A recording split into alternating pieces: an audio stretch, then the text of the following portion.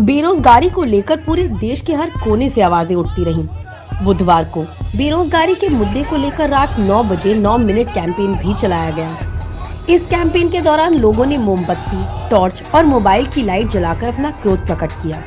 भारत में शायद पहली बार हो रहा है जब सरकार न रोजगार पैदा कर पा रही है और न ही बेरोजगारी रोक पा रही है। यानी कि नई नौकरियां तो नहीं है और जो पुरानी थी वो खत्म हो रही हैं।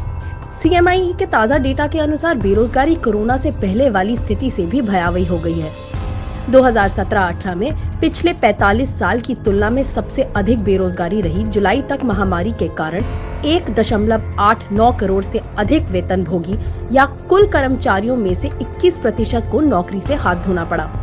अगस्त में ये आंकड़ा और भी बिगड़ गया। अगस्त में बढ़ती बेरोजगारी दर ये भी दर्शाती है कि शहरी क्षेत्रों में रहने वाले प्रत्येक 10 लोगों में से एक के पास नौकरी नहीं है।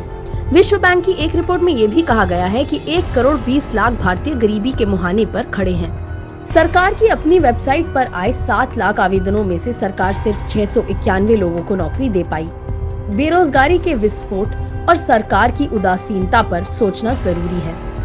असंगठित क्षेत्र पर टिकी देश की 90% अर्थव्यवस्था नोटबंदी से बर्बाद हो गई थी। मध्यम वर्ग के कारोबार को GST ने खत्म कर दिया। बड़ी कंपनियों को सरकार की खराब नीतियों ने खत्म कर दिया।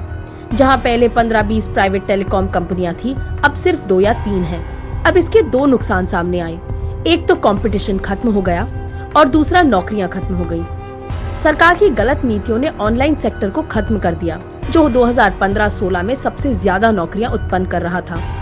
जिन PSUs की बदौलत आज तक देश तरक्की करता आया है, सरकार उन्हीं को बेचने में लगी है और कुछ चुनिंदा लोगों को इसका फायदा मिल रहा है।